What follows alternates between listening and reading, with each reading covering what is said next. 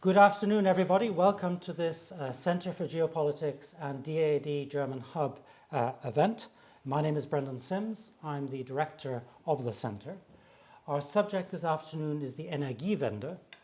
The word Energiewende is one of those phrases which is found its way also into English language use, a bit like Schadenfreude or Weltanschauung, a word which doesn't really have a completely satisfactory translation, but everybody knows what is meant. And actually this event this afternoon follows a very successful colloquium we had a little while back on the Zeitenwende, another phrase which again is instantly recognizable today. And of course the two are linked because the Energiewende led in some ways or clashed with in some ways the Zeitenwende. So the idea that the Center for Geopolitics should be looking at this question is not surprising. I won't say any more about that. I don't want to anticipate our proceedings. But what we will have this afternoon are three panels, broadly speaking, past, present, and future. The whole event has been curated by one of our Baltic research fellows, Trevelyan Wing. He's put the whole thing together. I'm very excited to hear what is going to be said. Without any more ado, Trevelyan, I hand over to you.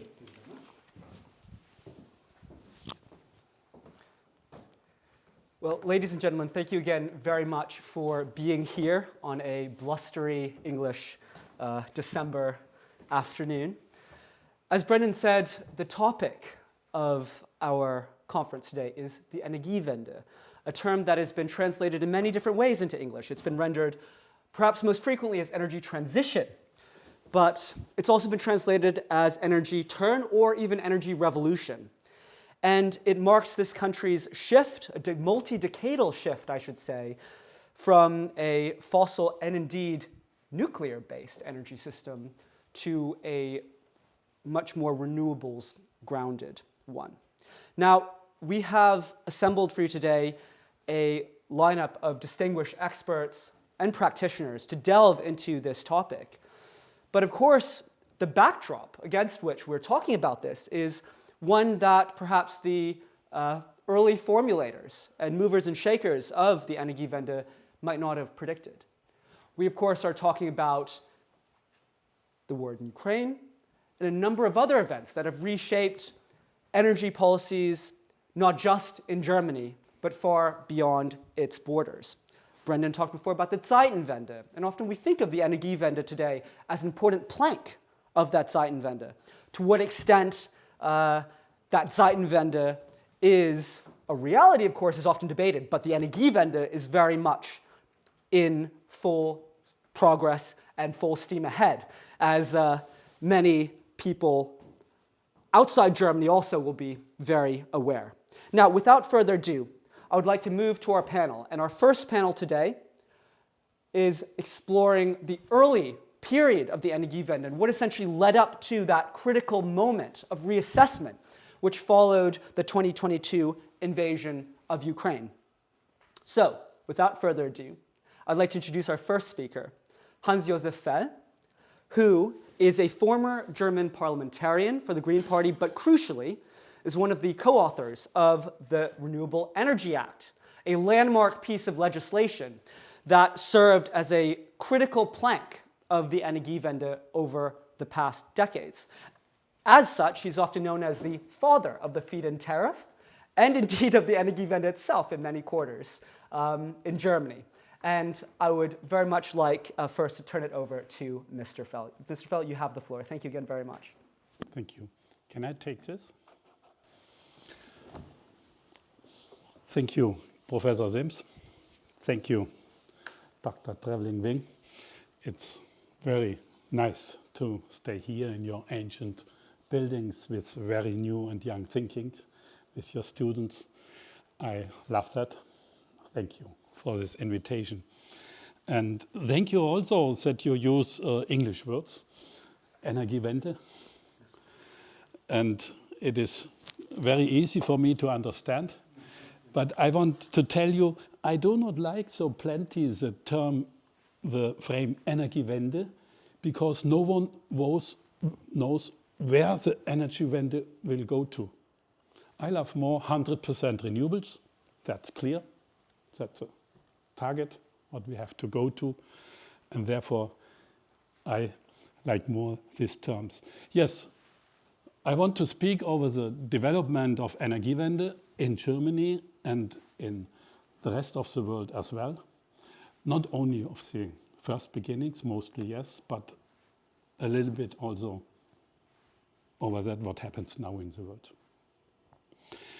When we formulated in the year 1999 the Renewable Energy Act, we were driven by Geopolitical's main causes.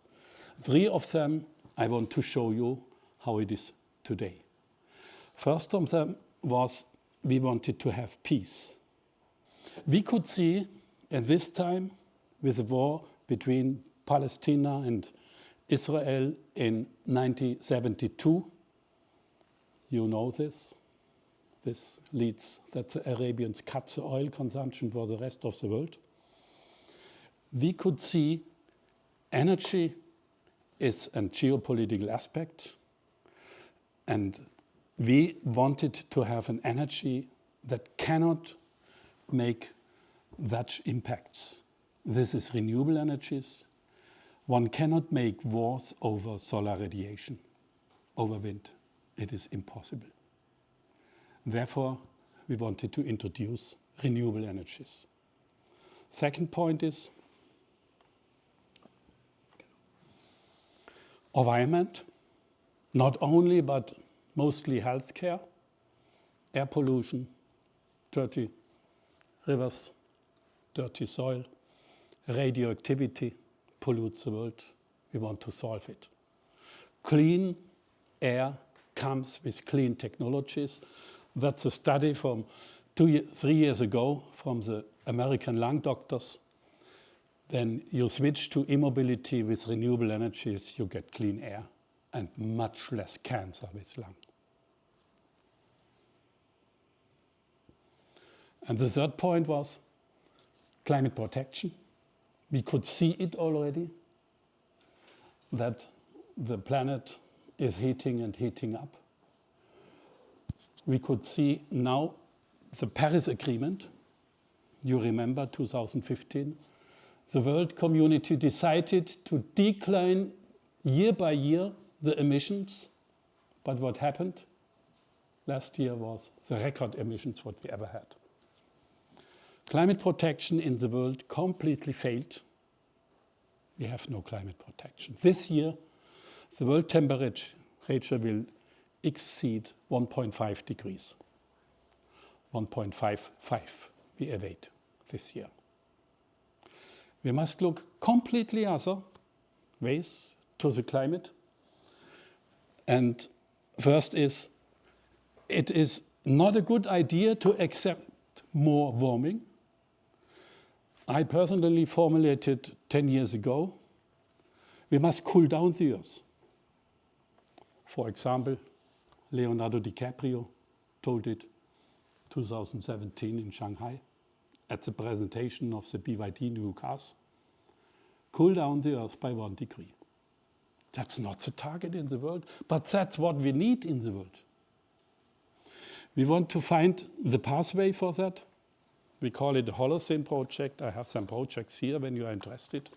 We want to simulate the world, how to come to cool them down. That is only possible when we decline the concentration of climate gases in the atmosphere from today 425 parts per million down under 350, best to be 300 parts per million. How is it possible? 60% of all emissions is combined with the burning of oil, gas and coal. So 100% renewables is the main pillar of climate protection. Without 100% renewables, you have no chance for climate protection. The world goes heating and heating up. But it is not enough. We must cancel all emissions also in the material system, circular economy, without emissions and waste. And we must take out carbon, lots and huge amounts from the atmosphere with greening greening deserts, forestry, regenerative agriculture, go to marine, algae and others, and bring down the carbon from the atmosphere. This was a thinking what we had already in 2000 in the German Bundestag. You know, Hermann Scheer, unfortunately, he died 12 years ago. And my person and some other colleagues, we formulated therefore the renewable energy law. We had 6% share of renewable electricity in this time. We set a target to double it within 10 years. You might know what we heard. Crazy people. It is impossible to double from 6 to 12% in 1 decade. No chance. We achieved 19%. The next target was 30% by 2020 by the Chancellor Merkel government. Even that we exceeded. And that's important because under the government of Chancellor Merkel, we had no pushing of renewables, but hindering them. I show you more about that. So today's target of our government is 80% renewable electricity. We believe we can achieve it much earlier, even under the aspect that we will see much more electricity than today because we have to bring electricity to the cars, to the heating systems, to the industry and more, to replace oil, gas, coal and nuclear. When you look exactly, you can see here the beginning of an exponential growth rate. And you know exponential goes very fast after the beginning. But this exponential growth rate was cut down in the government of Chancellor Merkel. When it would have gone on, today we would have 100% renewables in Germany. No question. It would be possible. Everyone speaks in the world over the electricity price. It would be too high. It is only caused by renewable energies. No, that's not true. First is the whole plenty rising of the electricity price for the householders we could not see. Yes, the last 3 years high rising, but not because of renewables. It was because of natural gas in the energy crisis. We had high gas prices, and therefore the electricity price was also rising.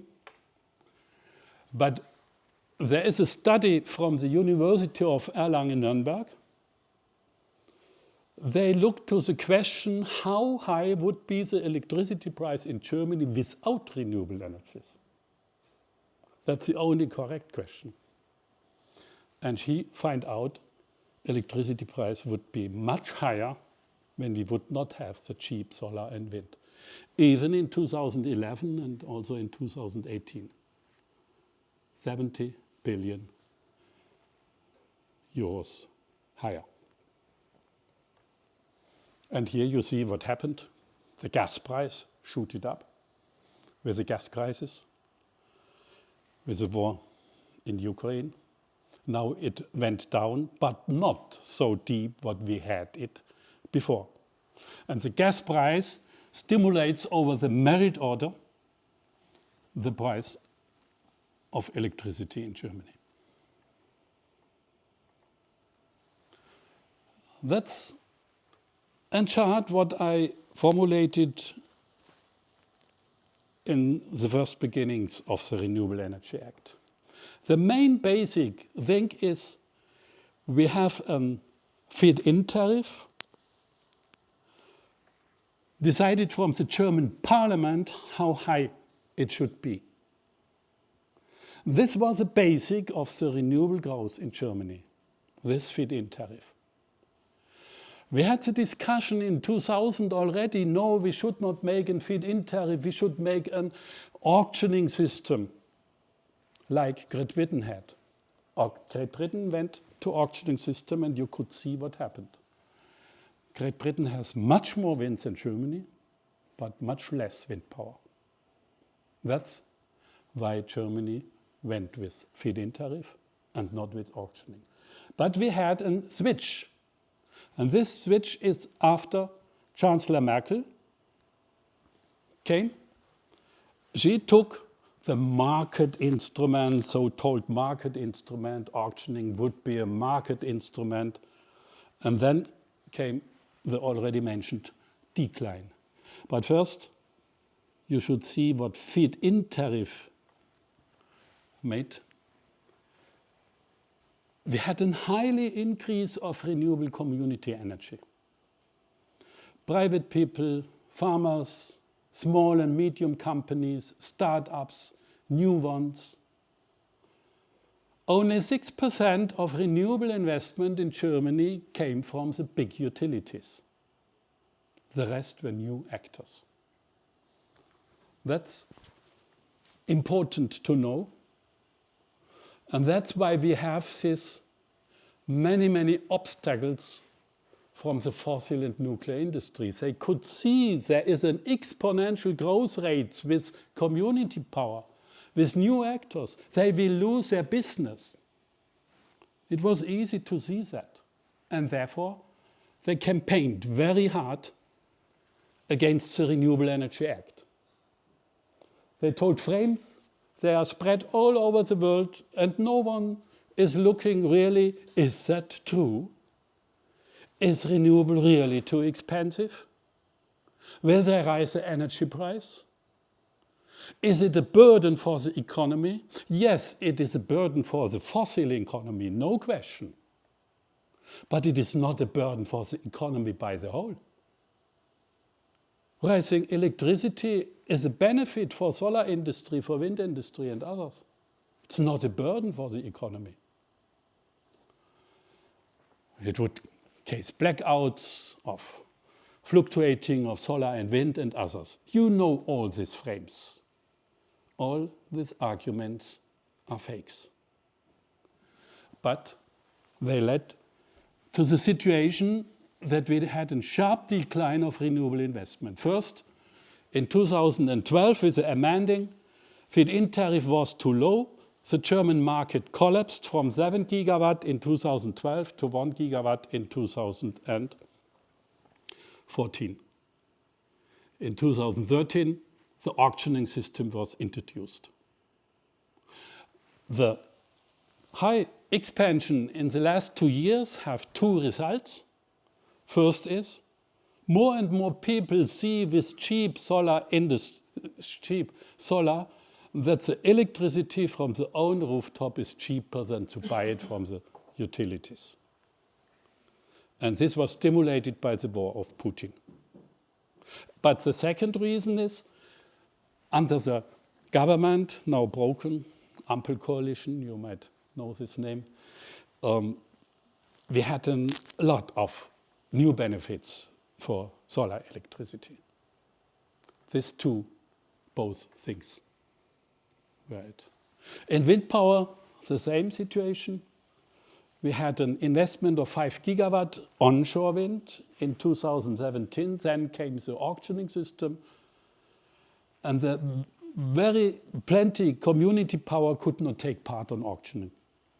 It is too bureaucracy, too high burdens with first financing. Don't know if finance come back. And so it collapsed. In biogas, the same. Nearly no investment in the last years. But the success of renewables is tremendous. The success of the renewable energy law. It led to the situation what we wanted to have. Come over high, clean industry to cheap prices. And now we have it. You can see it here. I go closer. Solar and wind are the cheapest option of energy production in the world. Coal, gas, much more cost intensive. When you add CCS to coal and gas, you will raise the price by doubling. Nuclear, much too expensive. That's from Bloomberg. Battery storage, deeply price fall, and this is the figure from last year.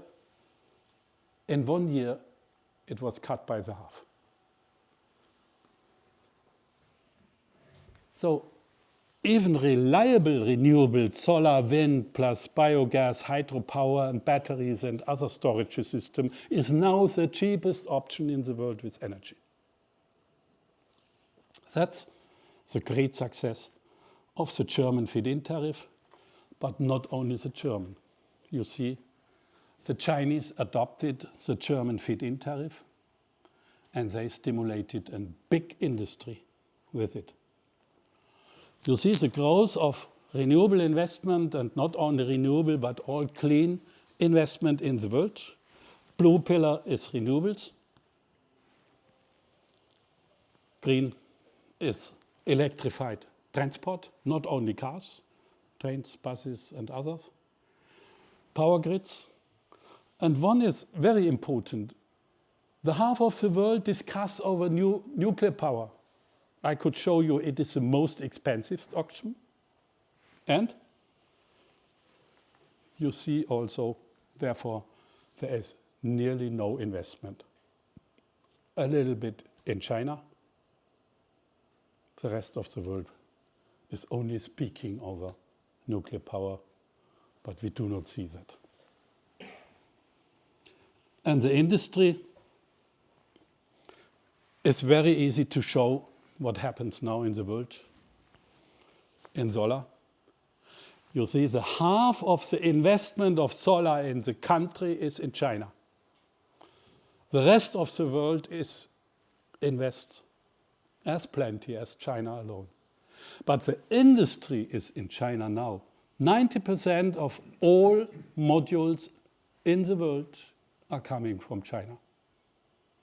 This means this cheap energy, the Renewable Energy Act, what we had in the early time in Germany, were taken by the Chinese, and they took it to create a big industry, not only in solar, as well as in wind power, in hydrogen, in hydropower, in biogas, in marine power, and others. And China is often accused to be the biggest emitter in the world in greenhouse gases. Yes, it is. China took the technologies, what they could see in the year 2000 and others, wanted to create industry, movement, fight against poverty, and they took the technologies, what they could see, fossil and nuclear. And therefore, China became the biggest emitter in the world. But this is the newest energy scenario in China from the NDIC. You might know NDIC is the biggest governmental board to advise the government in energy, industry, technology issues. And you can see how fast China will come to clean energy. It is much faster than the government decided they want to come to climate neutrality by 2060. They will achieve it much earlier. And when we take the existing growth rates in clean technology in China, it will even come faster than in this slide. This is wonderful for the planet, but that's a problem for the European and US industry. The coming industries are clean, not polluting, and China is now leading the world. That's a geopolitical aspect. We cannot avoid it when we make tariffs against technologies. We will exclude them, but they will find in the rest of the world big markets again, and when we protect our combustion engines, then we have no innovations. No chance. We must come very fast to clean technologies in Europe and other worlds else. And we must make it not only with expansion of solar panel here and wind power there and biogas there. We must combine it. We need reliable energy. We must look to the sector coupling, include traffic, heating, industry, include storage system, and it runs. Include digitalization, very important. Often is told renewables would be a burden for the grid. We would not have a secure grid. Here you see the stability of the grid in Germany. Less and less blackouts with growing renewables. Green is growing renewables line and red is a grid stability. We have no problem in Germany like South Africa has with only coal and others. And the storage system is now coming very fast. That's only the beginning. But you can see what happens in Germany. We can go very, very fast. And it will be a benefit for the economy. This is a not yet published study, very new from the Energy Watch Group. We will publish it in the next days, but I will show it to you already.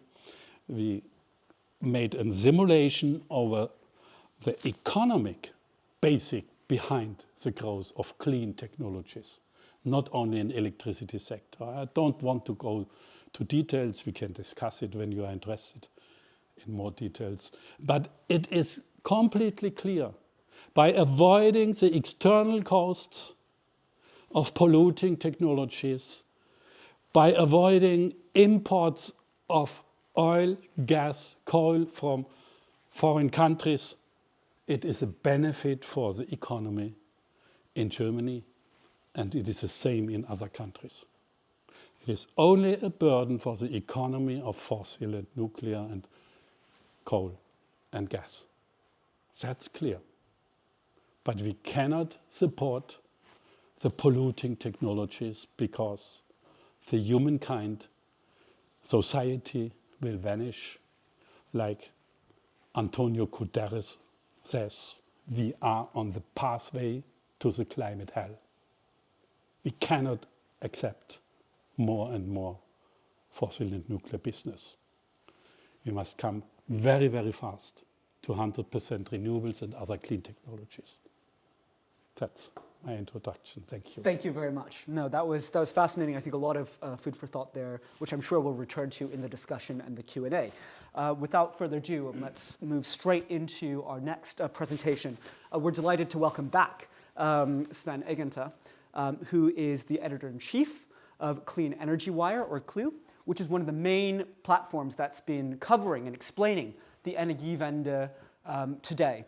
So I turn it over promptly to you, so we can dive straight in. Yeah, thank you very much, Sven. Thank you, Trevelyan, for inviting me again, Professor Sims, and the whole Center for Geopolitics here at Cambridge.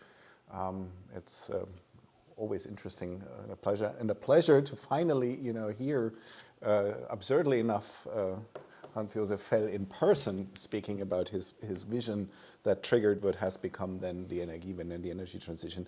I want to pick up in a certain way. I'll pick up where you've left and take a slightly different look at the same events.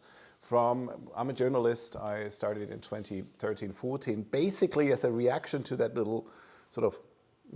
that steep fall. And the question is this Energiewende at its end? And the question was, how can you communicate what's going on, cover what's going on in a way that, in our case at Clean Energy Wire, the outside world understands what's actually happening with a journalistic ethos and a journalistic viewpoint.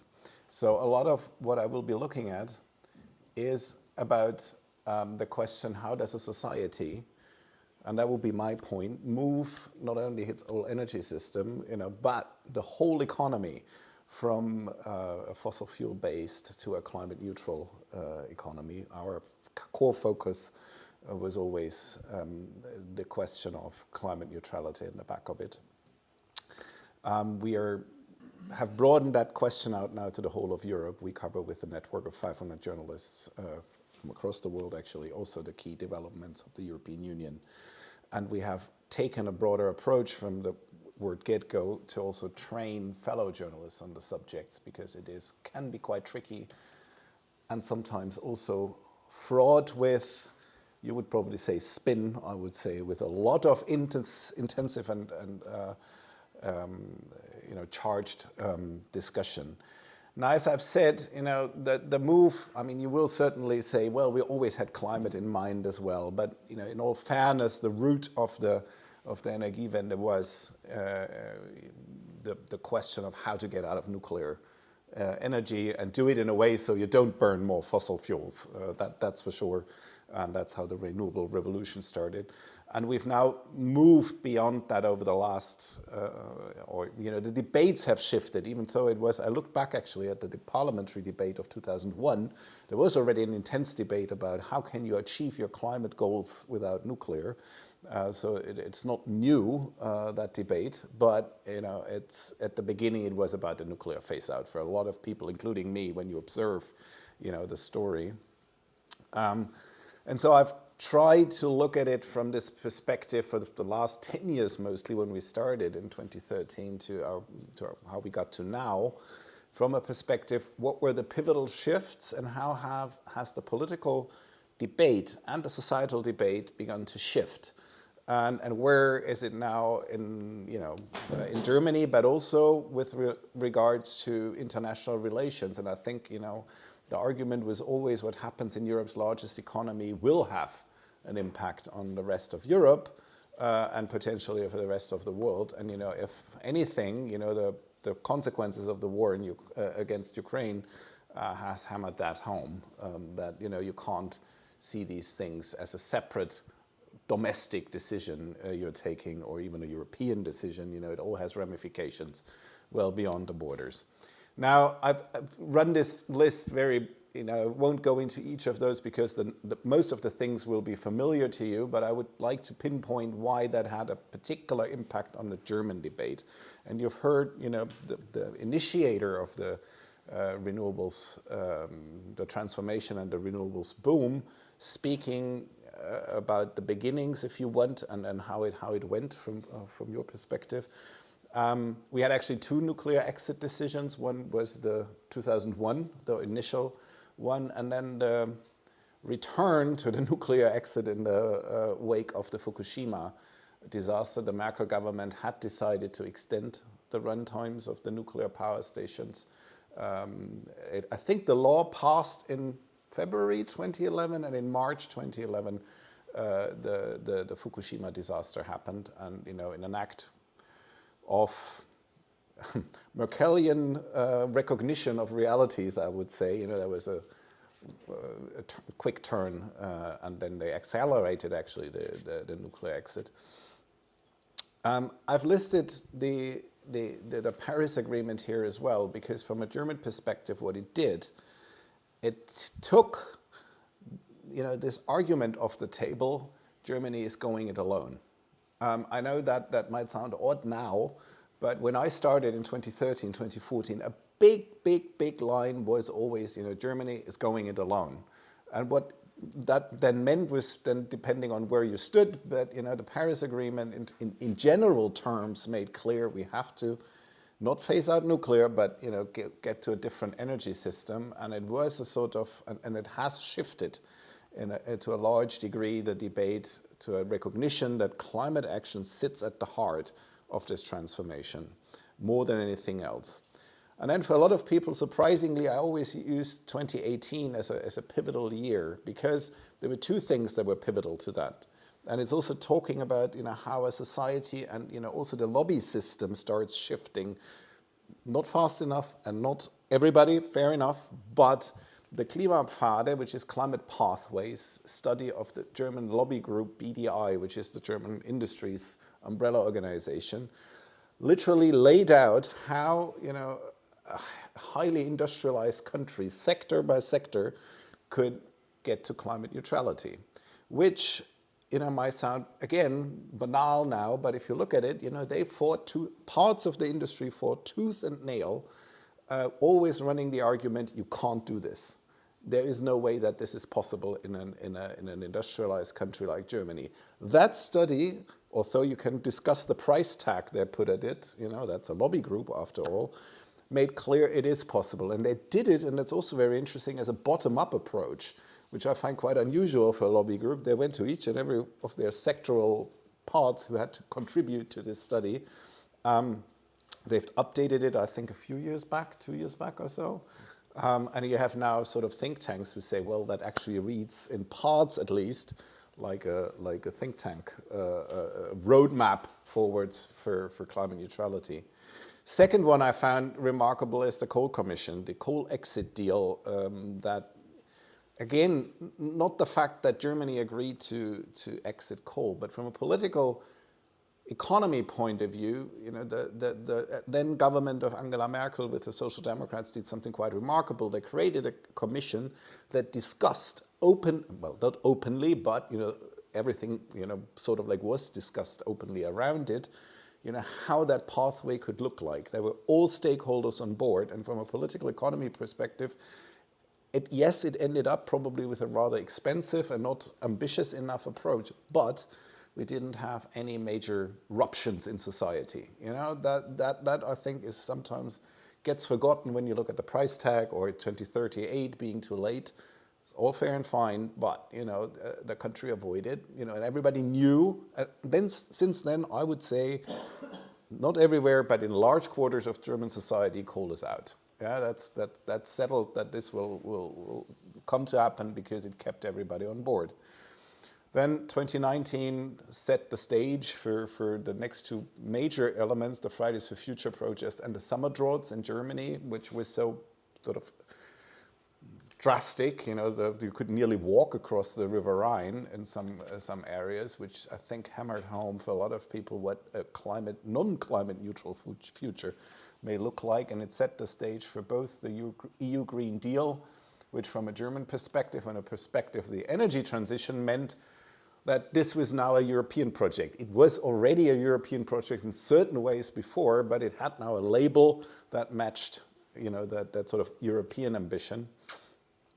And it led to the 2021 climate election in Germany, where this was, even with the pandemic sort of still, in full swing, was one of the key topics that parties had to put forward, and it also changed the sort of tonality at the time.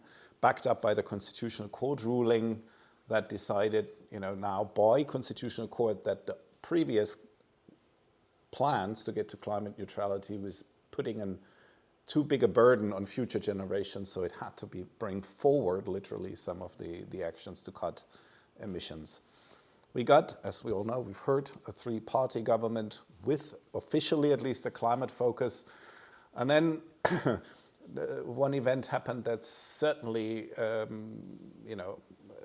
changed a lot, if not everything, in that regard. The Zeitenwende, I'm not going to go into that because we have another panel on that where it will get more play. And then since 2023, when we had a debate in Germany, which some may have heard of, others may have not, we really have finally come to a point where the energy transition, the move to renewables, has moved to become a debate about how we organize everything that is related to energy. I mean, you've showed the question about clean cars and electric mobility, and this is we had a debate in Germany about a law to introduce renewable / non-fossil heating, and it just showed the dynamics have shifted from something that was mostly between lobby groups. It became something that had all of a sudden a direct impact on and a direct response in the broadest sense from the media. And it led, to a certain degree at least, to populists hijacking the climate topic ahead of the 2024 EU elections. What do I mean by hijacking? It's often said, these are all climate change deniers, and that's why they do what they do. My impression is they don't really care. For them, that is not a story. What they do is they collect the dissatisfied people, and if people are annoyed by, and feel dismayed by certain climate actions, fine, we'll put that on our list. Yeah? There are real climate change deniers there as well, but that's not the selling point of the populists. As far we did a dossier on that going through Europe, and you find the same lines everywhere. See some nodding. that basically say, if you feel hard done by the elites, open brackets, close brackets, the climate transformers, the climate action folks, then you have to vote populist party. But it's not that they have a real policy on that, actually. It's just non-existent. That's a quick overview of where we are in Germany right now when it comes to the goals that I would condense to those. I mean, obviously you have a lot of sub-goals. There was the nuclear exit, which is now completed. There's a slight delay because of the Zeitenwende. The goal still is 2020-45 climate neutrality. We have a coal exit ideally by 2030, which is what the current government has put in its coalition treaty, latest by 2038, the 80% renewables. And then the last line is not a sort of formal goal, but it's the sort of like, oh, you need something to back everything up. And you could have also added batteries, that's true. But for certain industries, hydrogen and the whole production of that has been put out as a backup for that. Now, depending on when you put the start of the energy transition, you could argue that large parts of the German population are still in on it. I mean, I used one specific survey because I got the whole timeline here on our page, which is from the Agentur für Erneuerbare Energien, where they ask about, how important do you think the rollout of renewables is. But, we've been tracking surveys in Germany now for the last 10 years, and depending on how you ask the question, you get an overwhelming support for the general direction. That is, undoubtedly true. You can see a dip, though, and I have to say that, from 2022 towards 2024. And again, we're talking Zeitenwende, where you have a sort of rethinking, at least in parts, about priorities, more than about the general direction, I would say. It's another thing that we've seen in a different form and shape with Hans-Josef Fell's charts, the development of the various energy sources. And the yellow one is the renewables, the surge overall as share of, that's gross power production, sorry, it's not the share in consumption. And we are now in a phase where the energy transition, as I would say, has become a very technical question with a lot of difficult debates that have all the potential to sort of slow down progress because the debates are going to be really tough. I mean, you said 100% renewables. If you're at the current crossing, we're having a heavy debate about the backup schemes to renewables. We have a debate about grid extensions. And if I put up the famous Dunkelflaute, another German word that the Energiewende has brought forward, which means no wind, no sun, typical November day, in parts of the country, and the question what happens then. Actually, if you talk to, I'm sure you can talk more about that because, or Simon, if you talk to energy or electricity experts right now, they're more scared of Whitsun next year. One of the days when you have a public holiday in Germany and potentially a lot of sun and wind and not always the grid capacity to figure out that it's not going to go to an overcharge or whatever you call it of the grid. So some of them are more worried that we get a spike in renewable production at, let's say, a time when you can't control everything, which is one of the big technical debates now to get the grid done. I shall speed up. This is the quick list of what the Ampel agenda was at the beginning, what they wanted to do in this area. There was heating and buildings decarbonization. A lot of debates about that, largely done. Industry, next step done. That's what I wanted to say, not finished. Industry policy, decarbonizing transport, certainly not going the right way. Hans-Josef Fell mentioned the debates about China's electric mobility drive and what Europe's reaction should be. but you could also add the public transport question. We have a debate about just or fair transition, who will pay what. I'll come back to that later because I think that's a key element at this point in time. We have, and I think this is also interesting in this context here, there is now a foreign climate policy strategy in place where this is sort of like these linkages on a geopolitical level are made more sort of explicit as part of the foreign policy. That also links to the question of a raw materials strategy, where I'm still not sure that this is really at a place where you could call it a strategy or more sort of search for one. And the last point is you talked about the cooling of the Earth. I mean, ultimately, there is also a debate now going on across Europe about carbon management, which means, the whole issues of carbon direct removal and so on and so forth.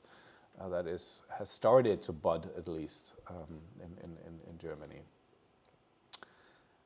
Emissions are going down, not fast enough, but at least with the chart that also Hans-Josef Fels showed, that it's now within reach again to get there where the plan is to go by, or the ambition is to go by 2030. But most people will tell you at the speed where the country is currently moving, that won't happen. Why does that matter? It matters politically because, for all you can see, there is not a general green lash, or there is a green lash against the party and the way the party approaches it.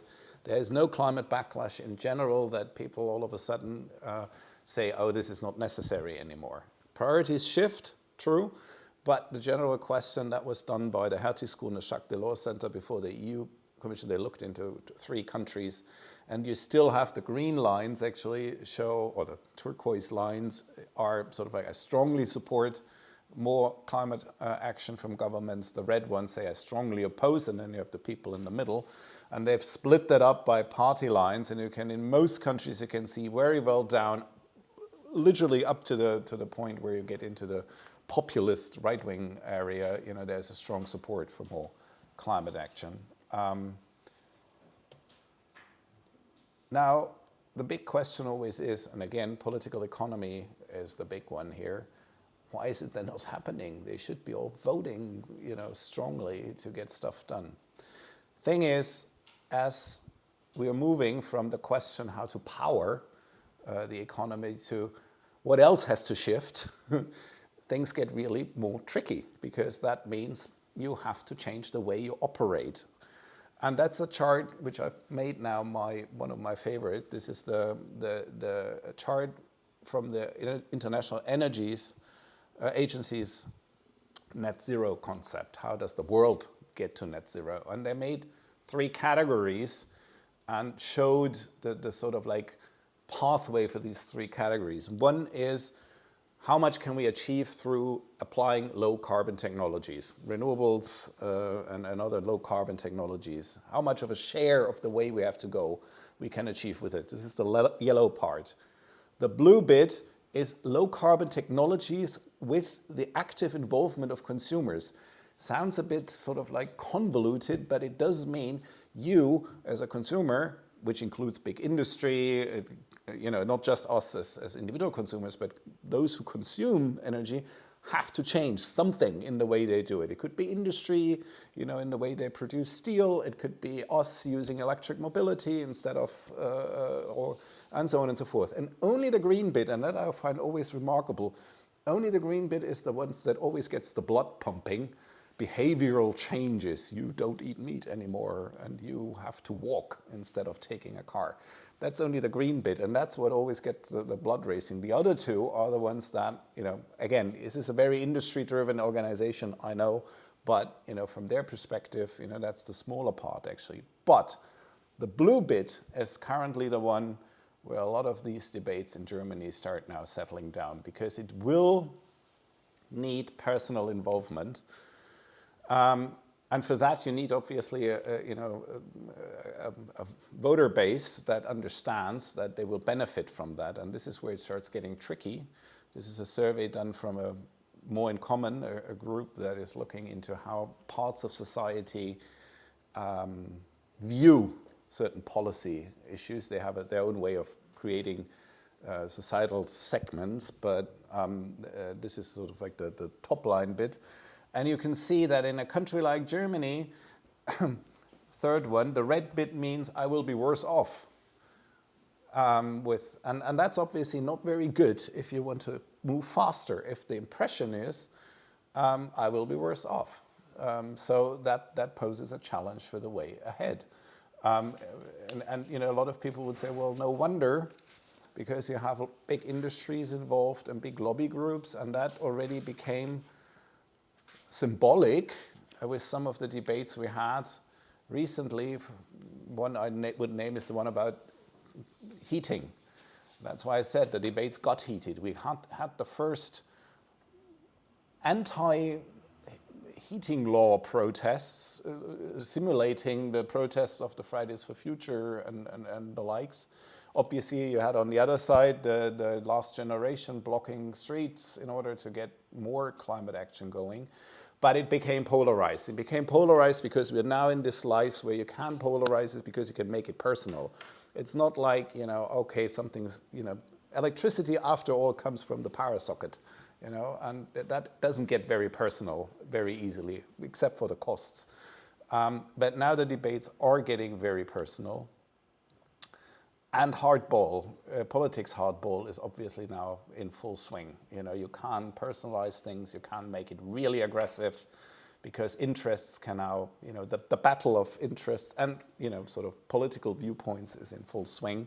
That's when at the height of the heating law, that's our economy minister sitting in the basement, of a wrecked basement, the Spiegel titling Operation Heat Pump, going all awry. And a colleague, Malte Kreuzfeld, a journalist colleague, you know, he collected the title pages of the Bild-Zeitung that ran, and I'm usually always in defense of journalist colleagues and publications, but that was a campaign. You can't call it differently. You know, making, you know, that clear that, you know, there was something they didn't like, and, you know, they made the economy minister the face of this ill-fated attempt from their point of view to get the heating system changed. But again, why does it work? Because it's now very personal. The line was, they're coming for your basement. They're ripping out your boiler and you have to pay for it, which was not true in the end. And they came up with subsidy systems, but, you know, it's a different type of debate. Same here with the car. Which was rather funny that the Conservatives thought it might be a good idea to have an open survey on, you know, whether the combustion engine should be indeed banned from 2035 onwards or not. It showed that, you know, Fridays for Future still has quite an ability to mobilize their online base, so it backfired. But yeah, that was one of the campaigns from the Conservatives around the European election. Yes to the car, yes to the CSU, the Bavarian arm of the Conservatives. But again, it works because it is something very personal that needs to change now. It's obviously now part of the debates also in the run-up to the election, and I will go there only one more slide, and then I'll hand it over to you very briefly. There are rumblings of this becoming an election campaign, but as you see on the right, you know, right now it's the economy stupid, and you know, I wonder whether it's really gonna be a proper campaign topic once the campaign goes into the final stretch. Most probably not, although it's hard to say what the consequences of a shift in government will be. Obviously, in these rounds, usually the question is, and now nuclear will make a comeback. Hans-Josef has pointed out the economics of it, and I always call myself a nuclear agnostic, but I have yet to see a study that explains to me why this is the cheaper version going forward. You can still talk about the past, but you know, going forward, I'm still waiting to be convinced. Maybe you know, that is going to come. Give you 3 minutes. Good. Full system cost. Let me guess. But yeah, in short, my best guess is that you will get something that will say, oh, we will keep this option open if the technology matures in a way that it can be applied in a larger scale more cheaply. But you know, that will be my best guess here, because ultimately the conservatives who have these sort of are tiptoeing around doing this, putting this forward again, we'll have to form a coalition, and I find it hard to see a combination right now, at least, where this is going to fly. But that is my personal view on that. And that is us, just in case if you ever come to Berlin and discuss, like Trevelyan's done, the intricate details of the energy transition. That's the sort of people you're going to meet. Great. Well, thank you very much. And I see Jakob is ready to go. So I just very quickly, just a couple words, introduce Jakob, because we're very pleased to have him here today.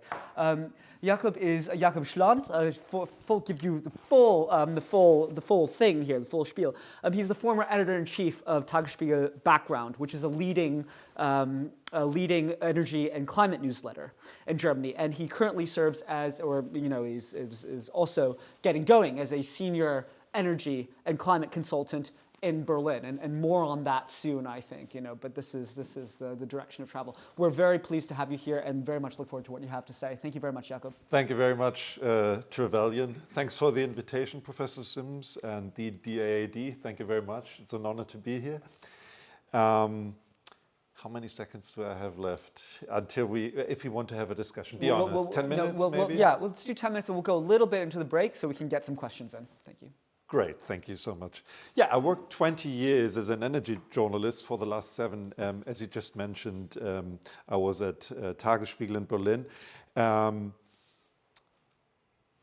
When I started reporting on energy and climate, we had 18 running nuclear reactors in Germany, and Sharp from Japan was the leading producer of solar panels. Then the Germans came, and now they vanished. So a lot has happened in those 20 years. Coincidentally, I quit my job as an energy journalist around the time when I was invited here. So it was a good opportunity to look back the 20 years that I worked in the field.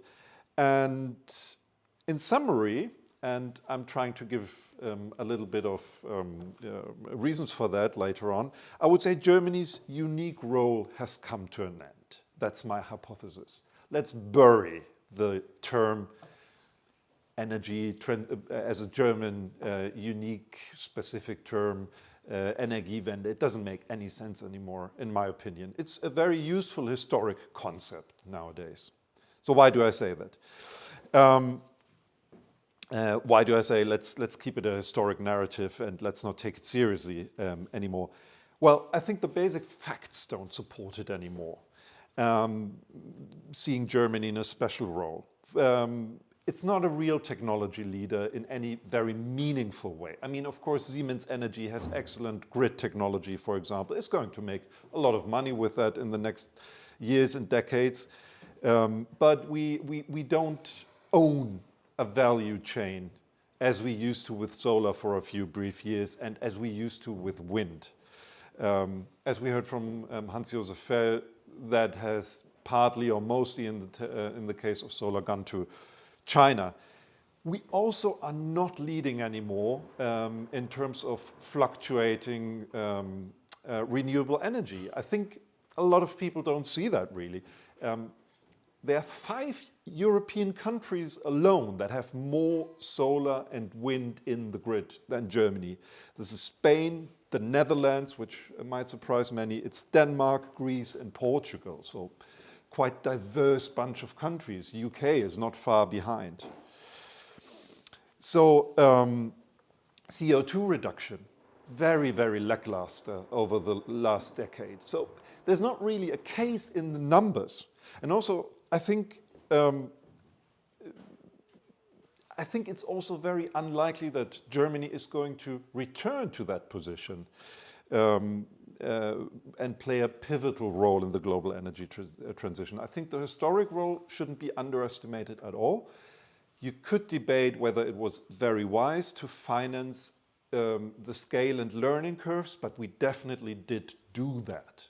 So I mean, I think there's no doubt about that. I was in China in the 2000s, and I saw the German engineers running around under camouflage. They didn't want to be seen, but they were basically installing these huge gigawatt factories. The technology came from Germany. The Germans were maybe so stupid or maybe so ethically positive to give away that technology in the way they designed the feed-in tariff and so on, because there was no import duty or anything, and the Chinese just said, well, we're going to invest massively, but I think we dispersed the technology by that. So I think the world is better because of that. Huh? Maybe we paid a bit of a price, but it's laudable. So,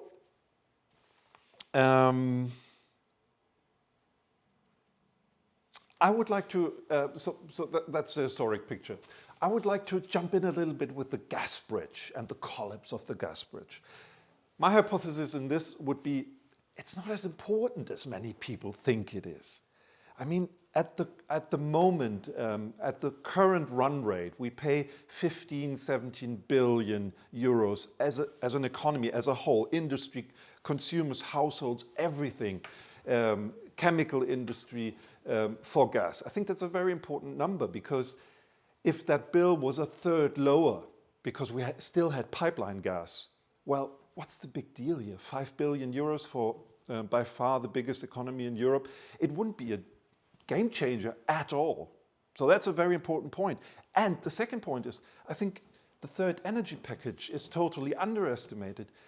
Even before 2022, Germany was mostly paying the market rate for gas, so basically the LNG price. So all the contracts had to be swapped. The European Commission was pushing for that. All the contracts with Russia had to be changed over the years to contracts that were oriented on the futures prices at the Dutch TTF, for example, the biggest gas, how do you call that, trading spot in Europe. So we were always going to pay global prices now, and China pays the same for imports, Japan pays the same. Yes, the US has very, very low gas prices. That's, of course, but they would have had that anyway. So what's the big deal? That's my provocative question here. So what additional factors do we have in Germany? I think what's really important is to have a good look at the traffic coalition, the Ampelkoalition at the moment, and just look at what they did during the last years, also to kind of get a feel for, is Germany's energy transition still super unique or not? So yes, they were successful. So solar additions went up to 15 gigawatts. There are permissions for 10 gigawatts this year alone of wind, which is enormous. They were not built yet, but that's really important. An important development is also the core grid, the CAN nets for hydrogen. That's the regulatory framework is standing. They know how it's going to be reimbursed, how they can invest, and so on. So the chicken-egg problem is solved a little bit with hydrogen in Germany because of that. So we have a chicken, let's see if it lays eggs. In other fields, the traffic light coalition has been, I'm putting it mildly here, very unsuccessful. So I, to be honest, quite catastrophic in my view, particularly when taking into account that the Greens were part of that coalition, which may not be the case, or is probably not the case in the next coalition. So what are the missing links here in the last 3 years?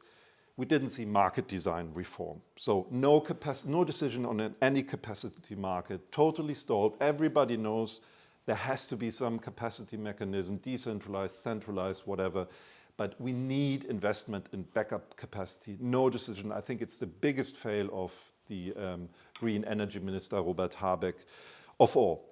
We have no state-sponsored backup power stations either. So 5 gigawatts, 10 gigawatts, there's no act, law, whatever on that as well.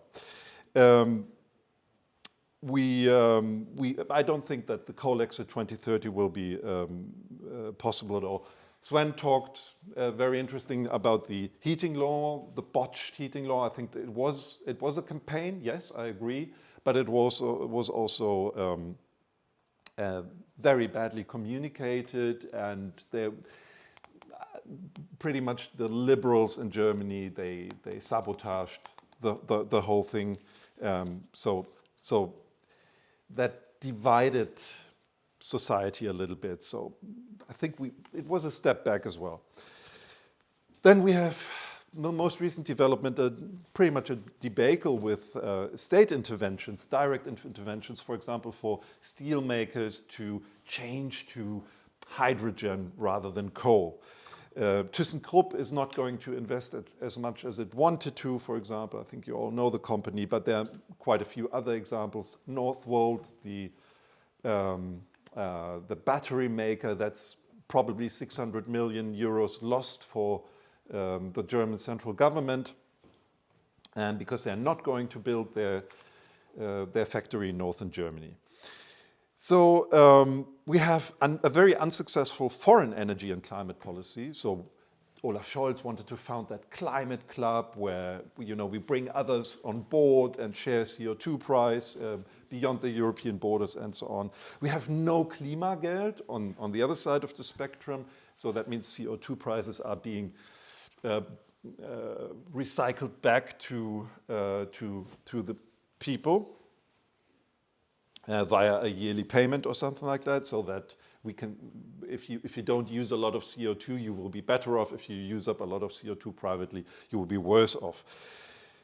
And probably the least talked about thing is that the path to the European trading scheme 2, which is beyond industry and power stations, is totally unclear. We are stumbling into it like the rest of Europe, and this coalition should definitely have made a smooth transition by, for example, introducing higher CO2 prices in 2025, 2026. But now we are running, like the rest of Europe, into an ETS2 shock. I don't know how the European climate policy system will survive 2027. I really, honestly, maybe it's the most important and most interesting topic at the moment, but I don't know how it's going to survive. In Romania and southeastern Europe, I don't see it. And Germany has done nil, basically. So, well, the Ampel, fortunately then, maybe, is history. 23rd of February elections. A few more minutes, Trevelyan? Yeah, great. 23rd of February elections. Everybody expects the Christian Democrats and the Christian Socialists in Bavaria to win. To the rescue, yes, they will make everything better. They have pragmatic solutions for everything. Well, of course, no, they don't. What's the situation at the moment in Germany? What's the plan of the CDU, which is going to get 30 to 35% probably, and is going to Friedrich Merz is going to be the next chancellor in Germany. Well, on 5th of November, very recent development, they presented their new energy agenda in Berlin. I was there and I listened to it a whole afternoon and so on and so on. To be quite harsh, it was a multitude of platitudes, just descriptive and appellative rather than well-informed, pragmatic, concrete. Very, very few concrete policies. For example, little steps like lowering the grid fees for German industry. That's a few billion a year that you just give them very quickly, but no structural reforms. They want to check if nuclear power plants can be brought back to the grid. I think that's either completely impossible or near impossible, because the operators and the owners of these power stations don't want to do that at all, because they have no political security. The next Green government switches them off again. They don't want that clownery to happen. What can you take away from the CDU's agenda? What is interesting, they have a huge focus on cost efficiency, and that's one of the angles they want to attack the energy transition, or the Energiewende, if you can still talk about it, which I don't think, or energy policy in general. So they want to look in every corner if they can make it a little bit cheaper, if they can, for example, install real power lines on poles, basically, rather than cables, yeah, for the big power lines. That's not the proper terms, but sorry. Yeah, exactly. Not those instead of big cables. But I think they will have a reckoning, and they know that they will have a reckoning, because they have conflicting targets at the moment. As an opposition party, you can do that, but when you're in the government, you can't anymore. The biggest one being that they want to expand hydrogen, use it for everything, for heating, for cars, but it's an extremely costly option. So more hydrogen is going to be more costly, yet they want to make everything cheaper. They will have to make a decision. I don't see which way it's going to go. They have two camps at the moment. They have a pragmatic, pro-climate policy camp. They have a populist and nostalgic camp, I would call them. Maybe it's not the right term, but you know, those that argue with nuclear and so on. And to be honest, I think everybody in Germany, even the policy buffs, are not yet sure which way we're going. Important will be, and that's probably my concluding remark, who's going to be the coalition partner. I think when if the Greens are the coalition partner, which is more unlikely because the Christian Democrats don't want to, or tend to not want to govern with them, then of course climate policy will be ring-fenced, if you like, and all the problems have to be solved by them. With the Social Democrats, I'm not sure at all if we could see a real turnaround in German climate policy. What's a positive, though, is that the CDU-CSU is the most reliable European party in Germany, or with the longest track record, let's say. I mean, the Greens are reliable as well, but they don't have such a long track record. And they will at least not sabotage the European transition, maybe slow it down a little bit and so on. So that's my view. We are in the middle of the field. We are about to muddle through like everyone else. No metric, that's important, makes Germany any special anymore. Okay, we switched off our nuclear power plants. We're not even alone with that. So let's finally stop pretending that Germany is a special case. Okay, we have the copyright on Energiewende. We had very important impulse 20 years ago, but it's historically extremely relevant, but it doesn't have anything to do with the problems we have to solve at the moment. That's my position. Great. Thank you very much. Thank you very much. Well, let's have first a very big round of applause for all of our speakers today. And I want to dive straight in. I'll save my questions for later. Questions. We have one here. If you just want to wait for a second until the microphone gets to you. Great, fantastic. If you just introduce yourself briefly for our guests and then ask away. Yep, thanks very much. Great panel. My name is David Cairns. I am part of the program. I formerly chair the advisory board, but in my day job, I work for Equinor, the Norwegian energy company that today supplies a third of Germany's gas, as it does in the UK, and also has renewable energy projects in both. Sven, you said the election is going to be about the economy. International reporting about Germany is all about the decline or collapse of Germany's manufacturing industry, which in turn is all linked to loss to China on the industries of the future, which are energy related. So first question, is that international reporting right at all? I love that question. And if it's not, if it's right or if it's wrong, is the economy question therefore not linked to the climate? Thanks. There are two answers to that. One is it's a great example of what journalism and international journalism can do and why you should all read the Clean Energy Wire. Because when I took a taxi from the train station here to university or the college, the taxi driver, she was telling me, oh, you're from Berlin. Oh, yeah, we heard all these dire things. You know, it must be really awful. And it was like, yeah, you know, the dissolute hordes from the 1920s are already out there in force. And, you know, it's like the Lumpenproletariat is back. Second part of that part of the story is that when I started my journalism in 2001 for Reuters, Germany was the sick man of Europe. We're dead.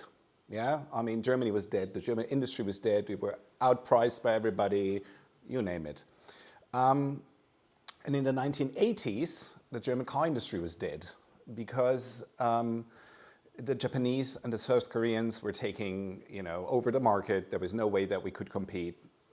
Case closed. Germany's car industry dead in the 80s. The German economy as a whole dead in 2000. That's it. Just to give a little bit of perspective, I don't want to downplay some of the really significant and the shifts. If you look again at these curves that I showed you, and that's why I would disagree with you. We are ones of the first to go full force into what I call the age of climate consequences, because we will now see what it actually means if the world, geopolitics as well, around these questions shifts.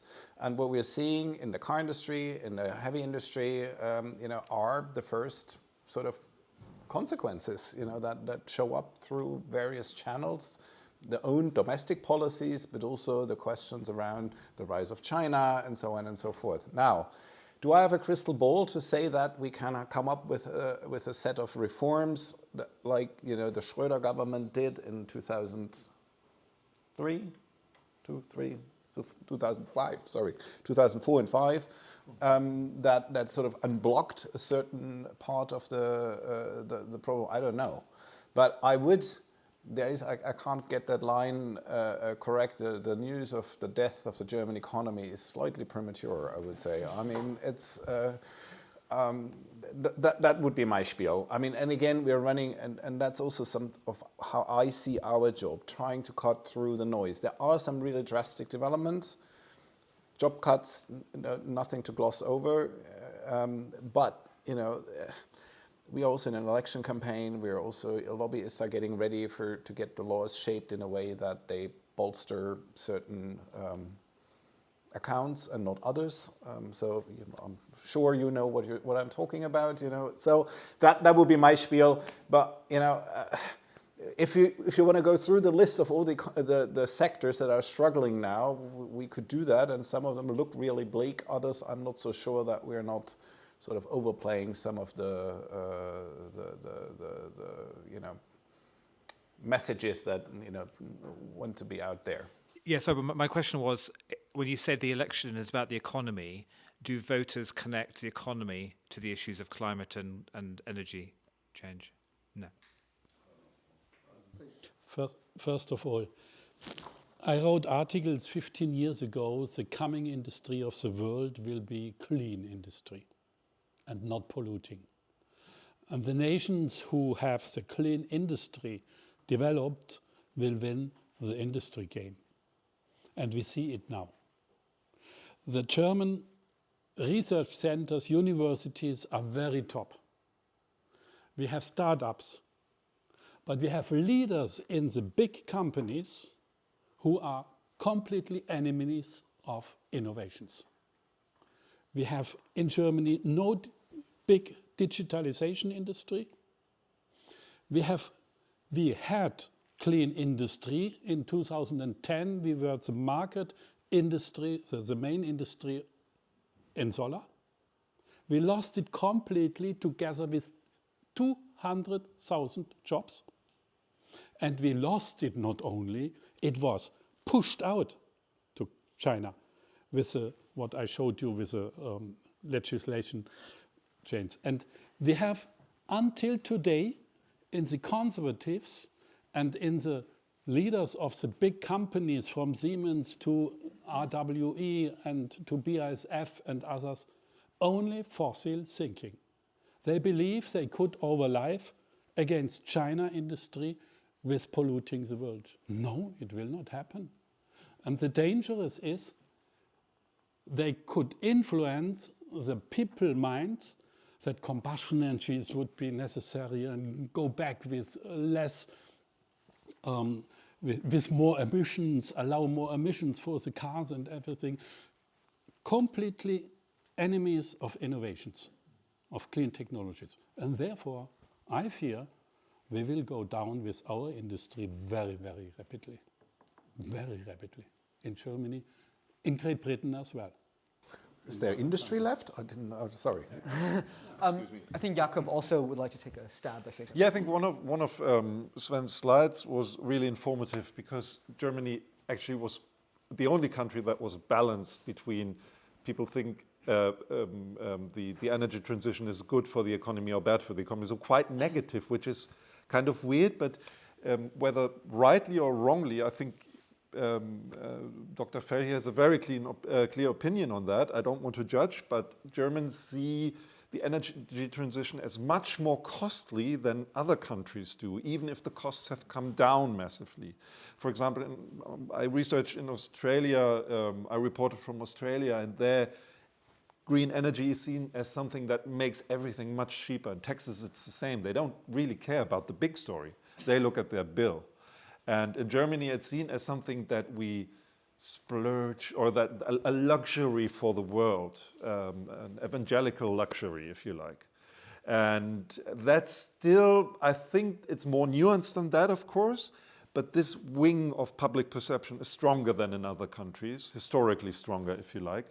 And so I think overall, everybody believes their own story. You can see that with the car industry.